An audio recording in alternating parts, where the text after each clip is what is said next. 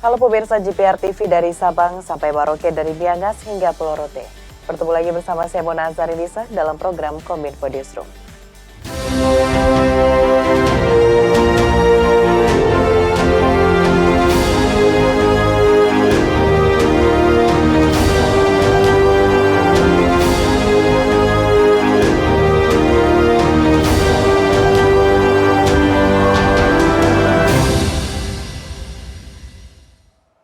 Kita ke informasi pertama pemirsa. Menteri Komunikasi dan Informatika Budi Aris Setiadi mendorong kolaborasi dan dukungan semua pihak untuk mewujudkan ekosistem digital yang inklusif dan kolaboratif berbasis inovasi guna mendukung Indonesia maju, berdaulat dan berkelanjutan. Hal ini diperkuat dengan dirilisnya Visi Indonesia Digital 2045 sebagai konsep, visi dan arah strategis nasional dalam mendorong terwujudnya Indonesia Digital 2045.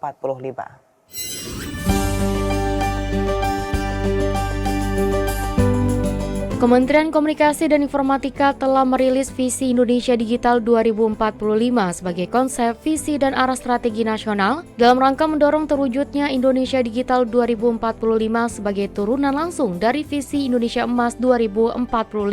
Menkominfo Budi Aris Setiadi dalam pertemuannya bersama Menpan RB Azwar Anas mengungkapkan, pihaknya terus mendorong kolaborasi dan dukungan semua pihak untuk mewujudkan ekosistem digital yang inklusif dan kolaboratif, berbasis inovasi mendukung Indonesia maju, berdaulat, dan berkelanjutan. Ia menyatakan pencapaian Visi Indonesia Digital 2045 dilakukan dengan prinsip pembangunan digital yang inklusif, dengan adanya pemerataan akses digital dan penyediaan ruang digital yang aman bagi seluruh lapisan masyarakat. Untuk itu, dibutuhkan komunikasi secara luas terkait visi, misi, arah kebijakan dan strategi kepada seluruh pemangku kepentingan agar segera direalisasikan pada masing-masing lini sektoral. Kementerian Komunikasi dan Informatika siap mendukung Kemenpan RB dan akan bekerjasama lebih erat lagi dalam mendukung keberhasilan pelaksanaan Perpres 95 tahun 2018 tentang sistem pemerintahan berbasis elektronik sesuai dengan tupoksi dan kewenangan masing-masing, juga melaksanakan percepatan transformasi digital dan keterpaduan layanan digital nasional sebagaimana amanat Perpres 82 tahun 2023 yang baru saja diterbitkan, termasuk melalui dukungan infrastruktur digital yang ada termasuk jaringan digital lebar dan pusat data nasional Indonesia Digital atau PID 2045 yang berisi konsep, visi, arah, kebijakan strategi nasional dalam mendorong terwujudnya Indonesia Digital 2045. Di sisi lain, Kementerian Komunikasi dan Informatika menyediakan master plan atau perencanaan utama dan mock-up dalam rangka percepatan pembangunan portal layanan publik digital nasional Government Technology. Upaya ini dilakukan sesuai dengan amanat Peraturan Presiden Nomor 82 Tahun 2023 tentang percepatan transformasi digital dan keterpaduan layanan digital nasional. Kementerian Komunikasi dan Informatika memberikan dukungan penuh dalam percepatan pembangunan portal layanan publik digital nasional Government Technology dengan menyediakan master plan dan mock-up untuk portal tersebut. Menteri Komunikasi dan Informatika Budi Aris Setiadi mengatakan, seiring implementasi Peraturan Presiden Nomor 82 Tahun 2023 tentang percepatan transformasi digital dan keterpaduan layanan digital nasional, Kementerian Kominfo juga menyiapkan referensi harga sumber daya manusia, teknologi, informasi dan komunikasi, serta tenaga pendukung non-TIK. Upaya lain yang dilakukan Kementerian Kominfo, yakni menyiapkan standar atau prosedur mengenai pembangunan dan pengembangan aplikasi sistem pemerintahan berbasis elektronik prioritas, memastikan kesiapan SDM BUMN, seperti halnya percetakan uang Republik Indonesia, serta memastikan ketersediaan anggaran pembangunan aplikasi prioritas untuk portal layanan publik yang diamanatkan dalam Peraturan Presiden. Oleh karenanya Menkominfo mengajak kementerian lembaga, terutama Kementerian Pan-RB dan Kementerian BUMN untuk dapat berkolaborasi melakukan percepatan transformasi digital yang inklusif, memberdayakan serta berkelanjutan. 3 prinsip transformasi digital itu, yang pertama dia harus inklusif, yang kedua memberdayakan, yang ketiga berkelanjutan. 3 bolak-balik, inklusif, memberdayakan, dan berkelanjutan. Untuk jaringan intra pemerintah, kami telah menyiapkan keterhubungan jaringan tertutup dari Kemenkominfo dengan kementerian dan lembaga hingga pemerintah provinsi, dan saat ini telah dimanfaatkan oleh 87 instansi pemerintah dari target 103 kementerian lembaga provinsi di tahun 2024. Beralih ke informasi lain, Kementerian Perdagangan mengimplementasikan 3 perjanjian dagang sepanjang tahun 2023. 3 perjanjian dagang tersebut membuka akses pasar baru dan mengurangi ketergantungan pada pasar tradisional. Mendak memberikan apresiasi bagi para pemangku kepentingan dan pedagang Indonesia yang telah mendorong pertumbuhan perdagangan Indonesia.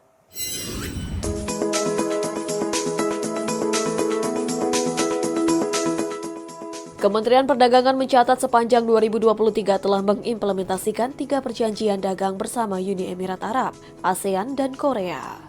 Kerjasama ini menjadi lembaran baru dan dapat berkontribusi pada penciptaan pasar baru untuk meningkatkan ekspor produk Indonesia. Implementasi perjanjian dagang tersebut yakni perubahan ASEAN Hong Kong FTA dan protokol perubahan Indonesia-Jepang Economic Partnership Agreement. Lalu perjanjian Indonesia-Malaysia Border Trade Agreement dan perubahan ASEAN Australia-New Zealand Free Trade Agreement. Sementara itu, misi dagang Indonesia ke Mesir pada tahun 2023 bulan Mei berhasil menorehkan transaksi senilai 859 juta dolar.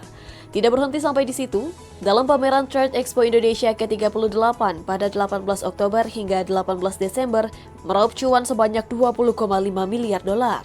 Dan bersamaan dengan hal tersebut, pagelaran Jakarta Muslim Fashion Week juga meraup transaksi senilai 330 miliar rupiah.